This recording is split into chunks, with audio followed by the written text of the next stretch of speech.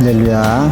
온라인으로 예배드리는 성도님과 가정 가운데 하나님의 평안과 능력이 함께 하시기를 간절히 축원합니다.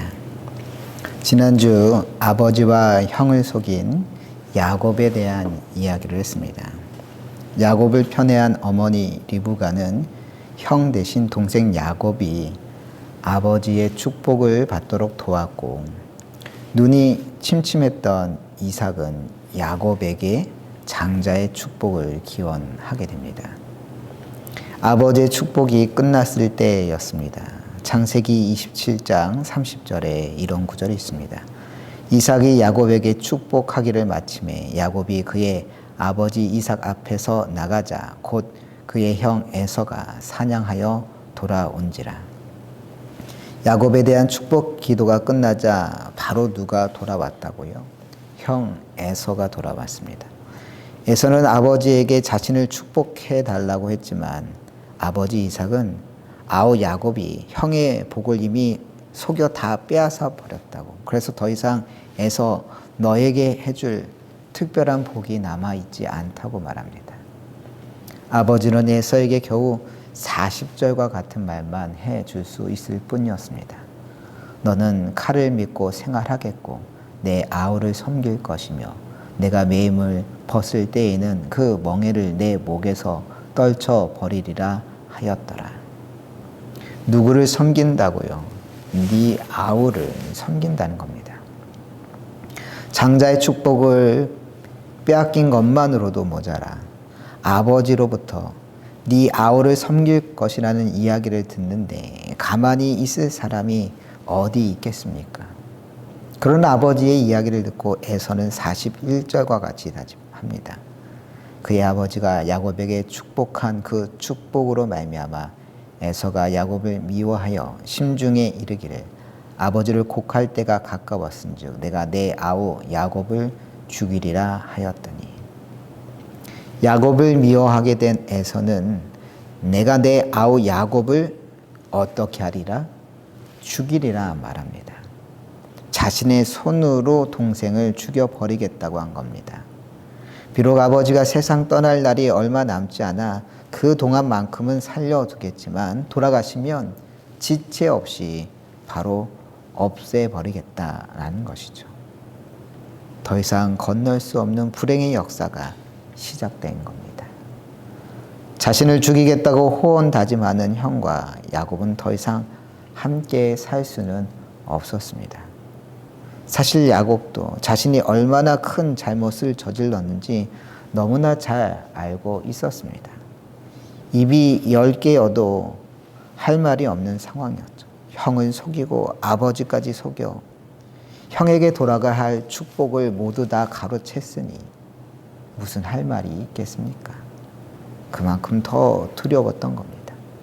집안의 한시도 불안해서 머물 수가 없었습니다. 결국 야곱은 형을 피하여 외삼촌이 살고 있는 하란 땅으로 출발하게 됩니다.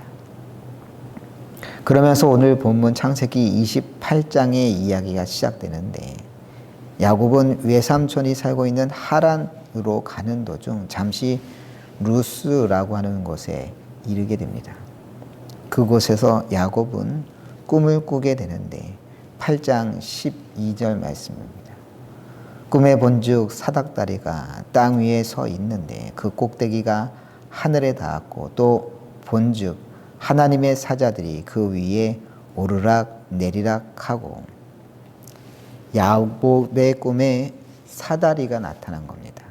흔히 이 사다리를 야곱의 사다리라 부르는데 그 사다리 꼭대기가 어디에 닿았다고 합니까?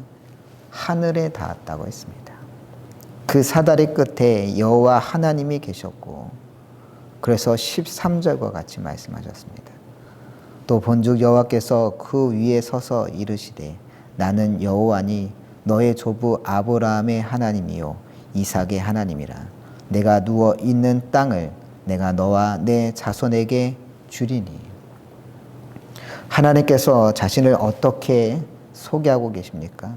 너의 조부 아브라함의 하나님이요 이삭의 하나님이라 그렇게 말씀하셨습니다. 무슨 말이겠습니까?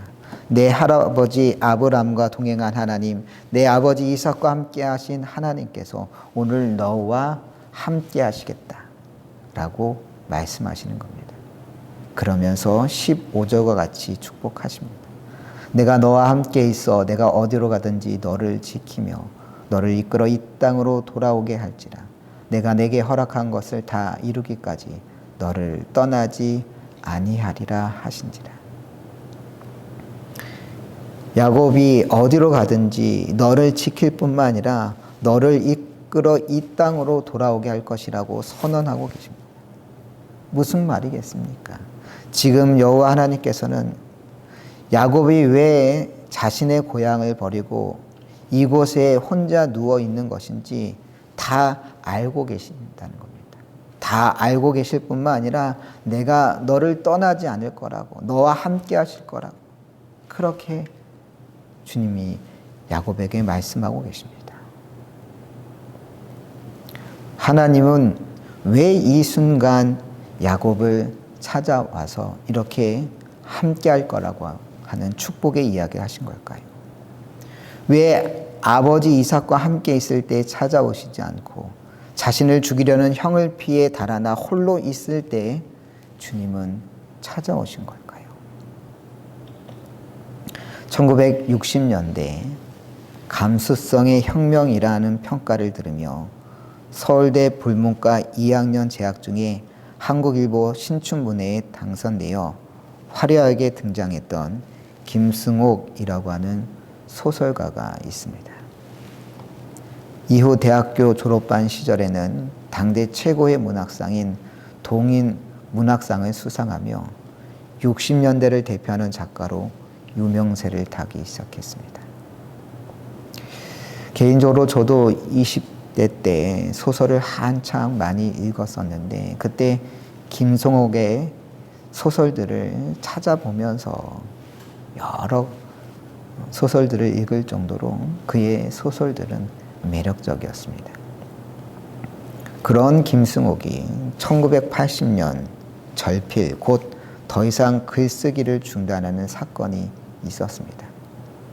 당시 먼지의 방이라고 하는 소설을 동아일보에 연재 중이었는데 신군부에 의해서 가혹한 검열 삭제 등을 당하고 있었습니다. 그러던 중 5.18 광주 민주화 운동에 대한 소식을 듣게 됩니다. 정두환 정권의 군대가 자국민을 대상으로 총을 발포하고 학살했다는 이야기에 충격을 받은 김승옥은 결국 소설 쓰기를 더 이상 할 수가 없었습니다. 그런데 그렇게 동아일보 연재를 중단하자 당장 먹고 사는 일이 문제가 되었습니다. 이로 인해 더욱 낙심하게 된 것은 김승옥의 아내였습니다. 아무리 살림살이를 줄이고 아껴 산다 해도 도저히 어찌 해볼 수가 없었던 겁니다.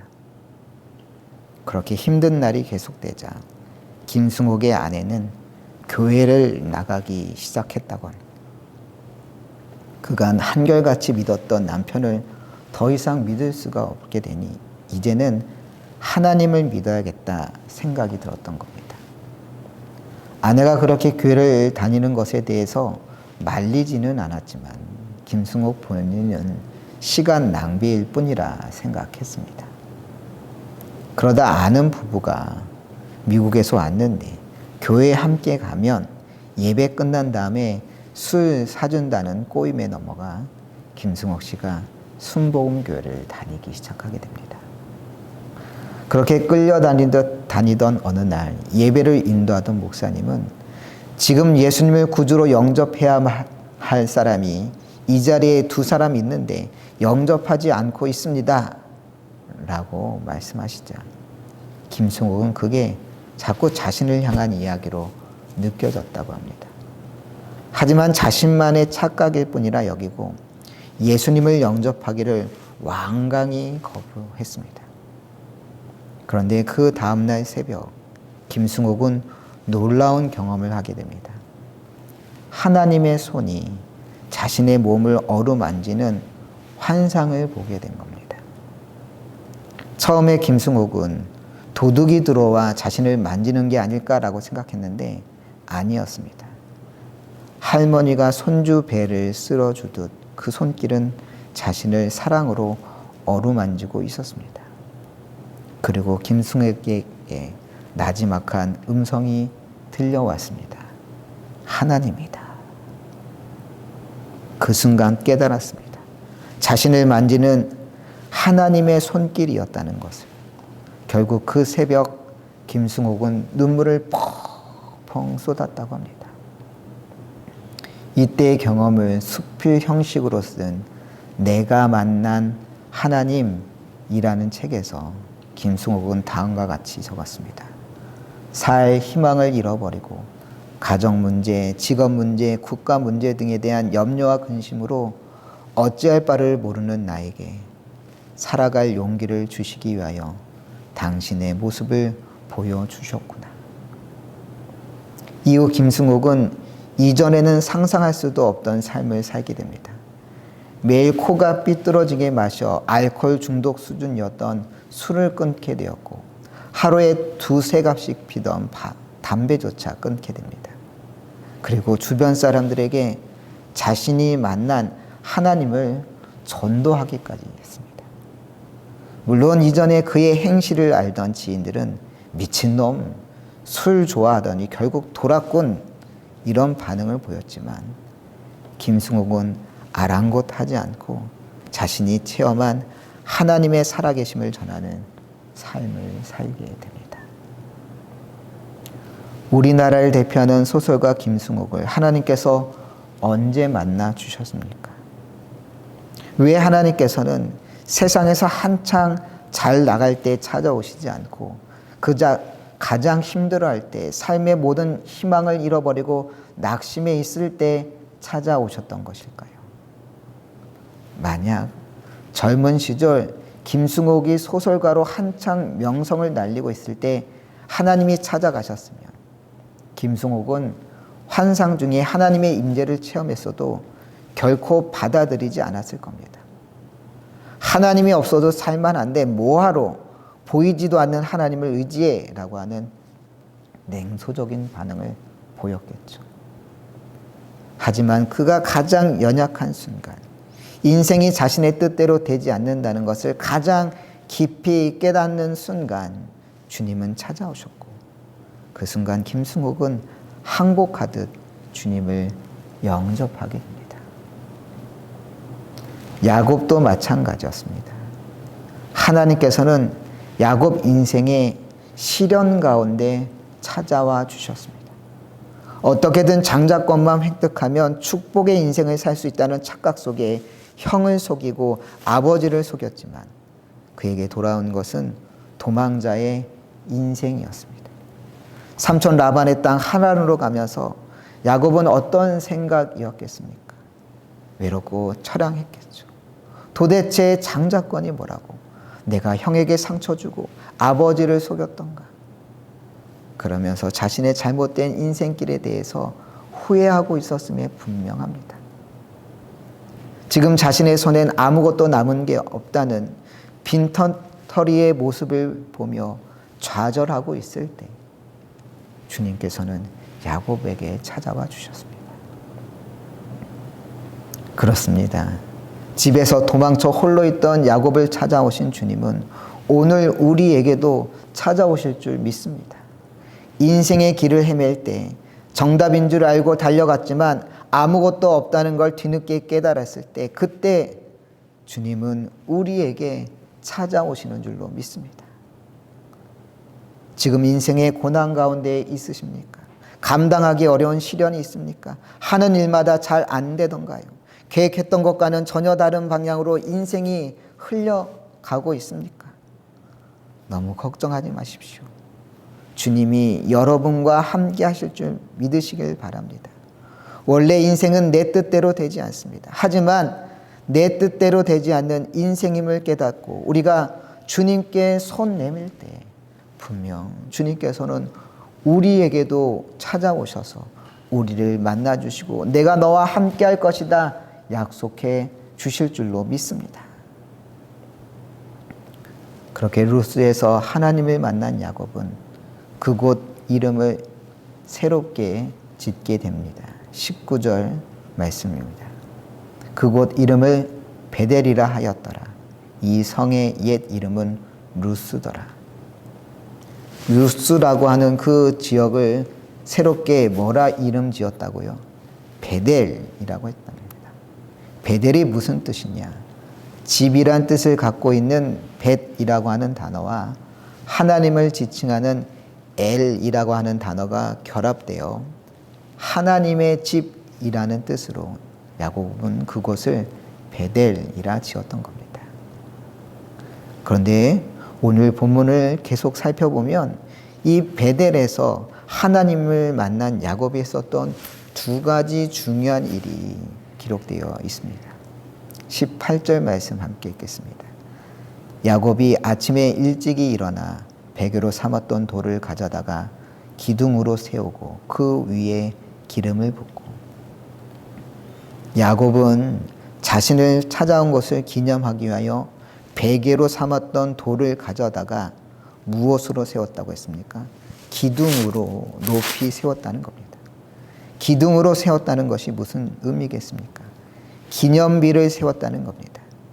왜 야곱은 베델에 기념비를 세웠을까요? 잊지 않기 위해서입니다. 제가 나온 고등학교 정문에 딱 들어가면 바로 큰 높이의 비석 하나가 보입니다. 고등학교 1학년 어느 날 크기가 무려 5m 정도나 되는 돌이 학교 정문에 세워졌던 겁니다. 그리고 그 돌에는 학교 교훈인, 자유인, 문화인, 평화인 이렇게 새겨져 있더군요. 놀라운 것은 이 비석 하나가 얼마였냐?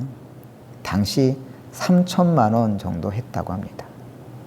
지금도 돌 하나에 3천만 원이라면 큰 돈일 텐데 제가 고등학교를 졸업한 지 30년이 넘었으니 30년 전 3천만 원은 정말 큰 돈 아니었겠습니까?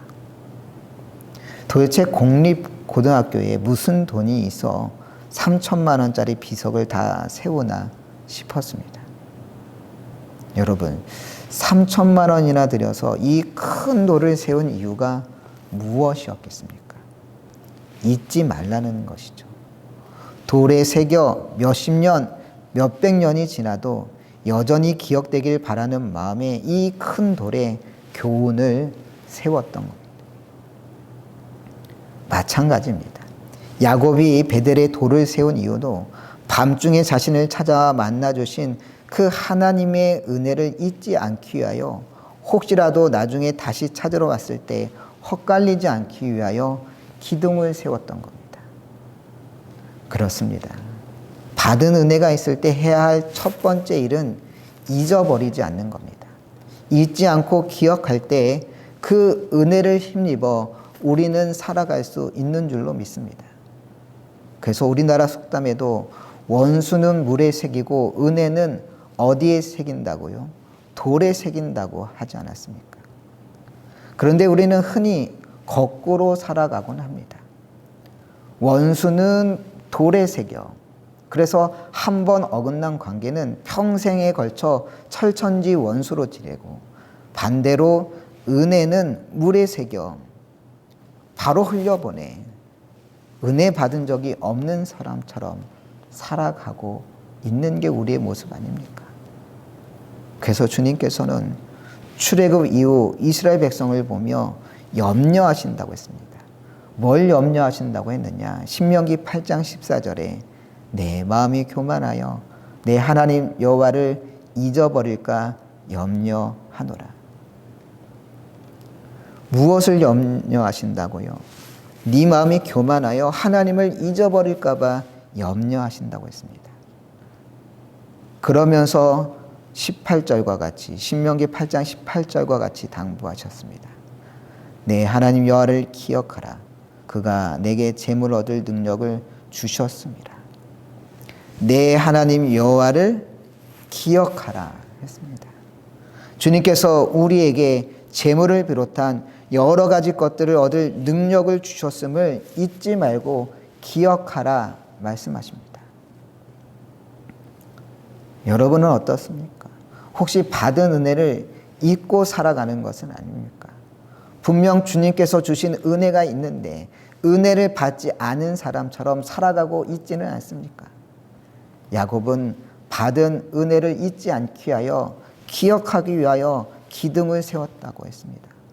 혹시라도 나중에라도 교만하여 잊어버릴까 봐, 노쇠하여 기억이 희미해질까 봐 10년이 지나도 20년이 지나도 돌아오면 바로 내가 여기서 주님을 만난 곳이지, 주님께서 나를 찾아온 곳이지 라고 기억하기 위하여 기념비를 세웠다고 했습니다. 야곱처럼 받은 은혜를 잊지 않는 자 되어야 할 줄로 믿습니다. 근데 야곱은 베들에서 하나님을 만난 후 돌기둥만 세웠던 게 아닙니다. 20절입니다. 야곱이 서원하여 이르되 하나님이 나와 함께 계셔서 내가 가는 이 길에서 나를 지키시고 먹을 떡과 입을 옷을 주시오. 20절 처음에 뭐라고 시작합니까? 야곱이 무엇을 했다고요? 서원을 했다고 했습니다. 서원이란 무엇이냐? 하나님 앞에 약속을 드리는 것입니다. 하나님께 앞으로 어떻게 하겠다고 결심하는 것, 그것을 고백하는 것을 서원이라고 말합니다. 그러면 구체적으로 무엇을 서원했느냐? 22절 함께 읽겠습니다. 내가 기둥으로 세운 이 돌이 하나님의 집이 될 것이요 하나님께서 내게 주신 모든 것에서 10분의 1을 내가 반드시 하나님께 드리겠나이다 하였더라. 무엇을 서원했습니까? 하나님께서 내게 주신 모든 것에서 10분의 1을 하나님께 드리겠다고 서원했습니다. 쉽게 이야기해 11조 예물을 드리겠다 서원한 것입니다. 여기서 가장 중요한 것은 뭐냐? 하나님께 받은 은혜가 있을 때 단순히 기억하는 차원에서 끝나지 않고 구체적으로 자신의 삶에 이러이러하게 헌신하겠다고 다짐했다는 그 사실이 가장 중요합니다. 그렇습니다. 받은 은혜가 있을 때 은혜 받은 것으로 끝나서는 안 됩니다. 구체적인 삶의 변화가 뒤따라와야 합니다. 그 어느 것이든 좋습니다. 받은 은혜가 있을 때 그 받은 은혜로 그 무엇이라도 하겠다고 하는 결단의 다짐이 필요합니다. 이전과는 다른 삶을 살겠다고 하는 구체적인 서원이 우리에게도 필요한 줄로 믿습니다. 2001년 9월 11일 미국 뉴욕에는 전무후무한 사건이 벌어집니다. 테러범들이 민간 비행기 4대를 납치해서 그 비행기로 세계 무역센터를 비롯한 유력 건물에 자살 테러를 자행했던 겁니다.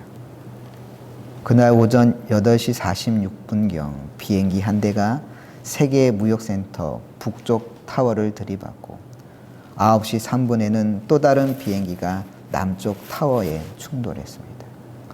9시 37분에는 미 국방성 펜타곤 건물에도 비행기가 추락했고 10시 3분에는 백악관으로 향하려던 비행기가 승객의 저항으로 펜실베니아주 야산에 추락하게 됩니다.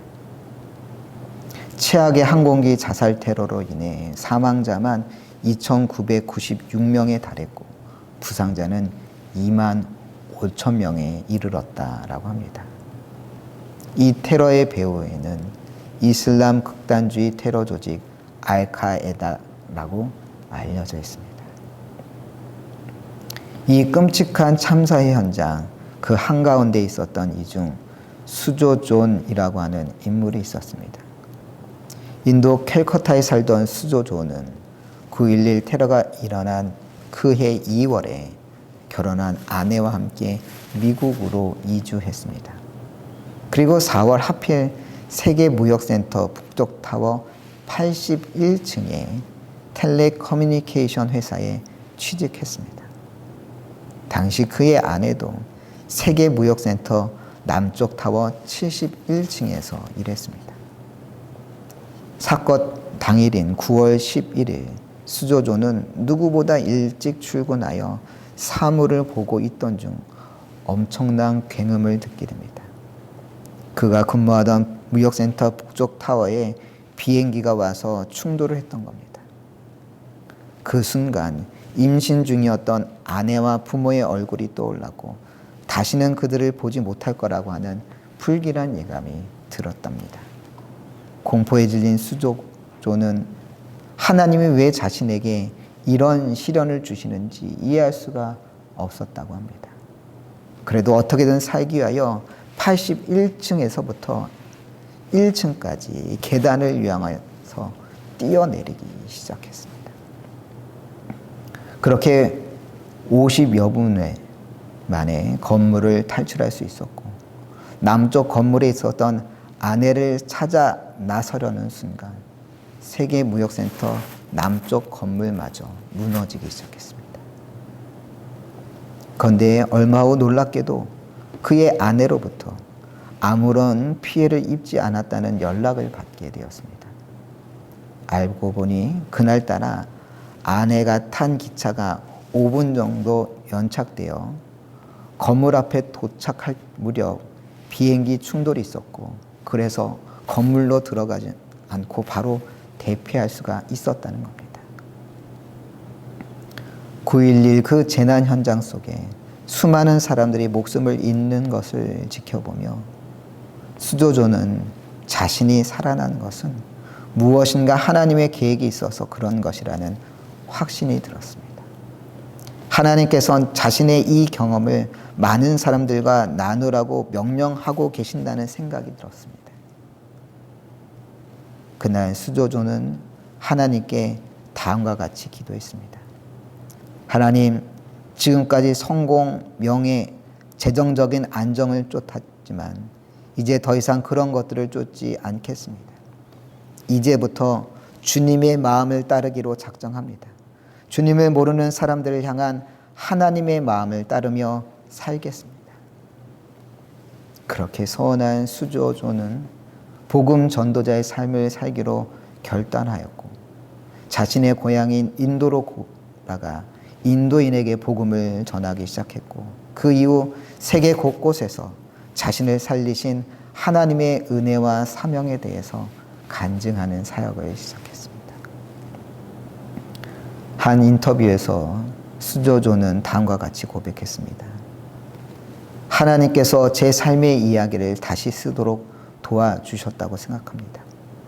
9월 11일에 제가 죽었다면 천국에 갔을지는 몰라도 주님 앞에 빈손으로 서 있었을 겁니다. 그때까지 저는 제 믿음을 나누는데 적극적이지 않았던 사람이었기 때문입니다. 하지만 2001년 9월 11일 이후로 저에게 주어진 모든 기회를 오직 복음 전하는 데 사용하고 있습니다. 저는 여러분에게 이 말을 다시 하고 싶습니다. 하나님께서는 여러분의 이야기를 다시 쓰실 수 있습니다. 베들에서 야곱에게 찾아오신 주님께서 오늘 우리에게도 찾아오시는 줄로 믿습니다. 어디로 가야 할지, 어떻게 살아가야 할지 알지 못하는 우리를 찾아와 주님의 길로 인도하시는 줄 믿습니다. 야곱은 주님께서 찾아오실 때 그 은혜를 잊지 않게 하여 돌기둥을 세우고 새로운 삶을 살기로 헌신하며 서원했습니다. 그 주님은 오늘 우리도 찾아와 부르고 계신 줄 믿습니다. 주님의 부르심에 응답할 수 있는 여러분 되시길 소망합니다. 그냥 살던 대로 살지 마십시오. 야곱처럼 구체적으로 결단하시길 바랍니다. 그 무엇이든 좋습니다. 중요한 것은 주님으로 인하여서 내 삶이 조금씩이라도 달라지는 겁니다. 이전과는 다른 삶을 사는 것입니다. 주님 뜻대로 달라지겠다고 결단하는 심령에 주님께서 그 결단대로 살 능력도 주실 줄로 믿습니다. 세상을 향했던 마음 내려놓고 주님 뜻대로 살겠다고 결단하며 은혜 받은 자로 살아가는 여러분 되시기를 간절히 축원합니다.